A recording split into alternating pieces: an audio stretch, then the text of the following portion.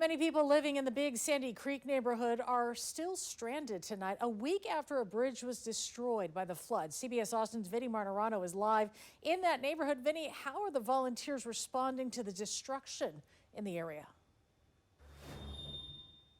Now, organizers with these volunteer groups say that it's been overwhelming support trying to help people pick up the pieces after the devastating floods that came last weekend. Group organizers tell me that on the first day that they set up the group, there was less than 100 volunteers that came out to help. And by today, they're up to over 1,000.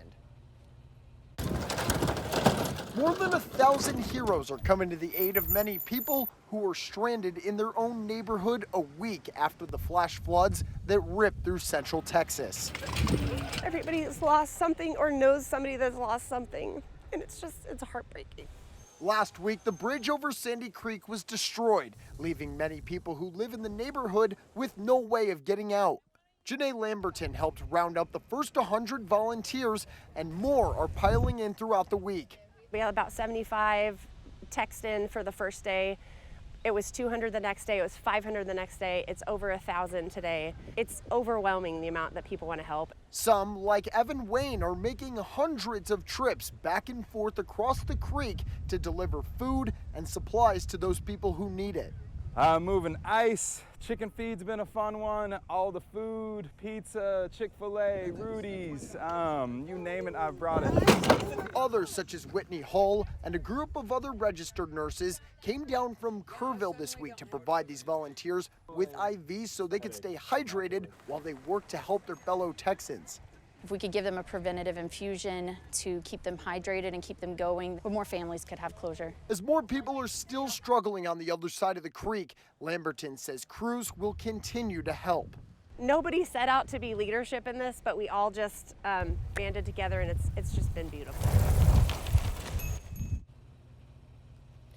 Now, after a week of helping the people who were impacted here in Big Sandy Creek, Lamberton says that the operation is going to be passed off to the Ulster Disaster Relief Network that's going to be coming here and continuing to help all of these people that have been impacted for the last week.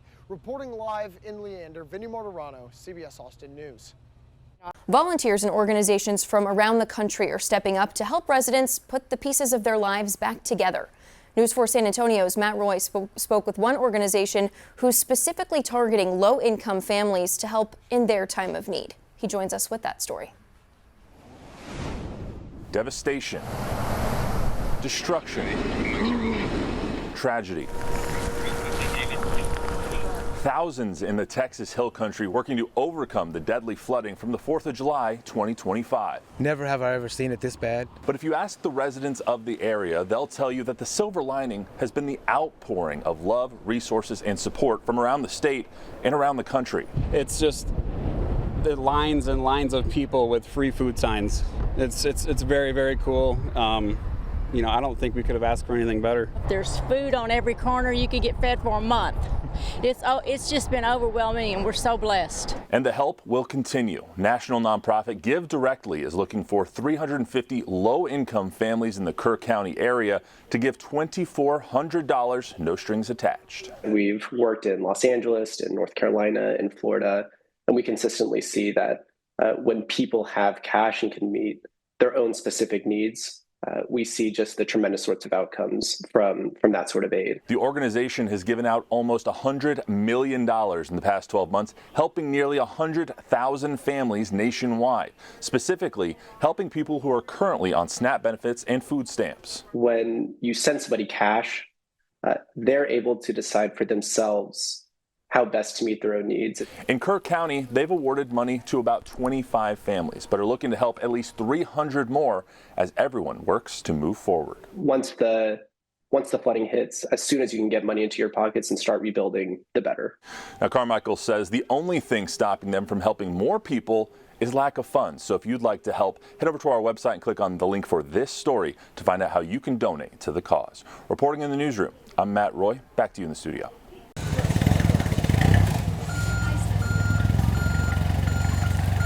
There's a young lady by the name of Ruth Biggest out of Kansas City, and she asked a simple question. She says, what can your foundation do to support what's going on in your community? Initially, I thought for a second, there's no way that I could really gather anything to help the families that have lost so many loved ones. That was my initial thought. And then a second later, she texted me and she said, how about non-perishable items? How about food? How about groceries? How about supplies, slippers? And I said, you know what? I think I actually can do that. And so right after that, I got a call from a gentleman by the name of Mike Myers. And he's actually with the Rotary Club of Kansas City out of Overland Park. He reached out to me. He says, guess what? He says, I got 2 trucks.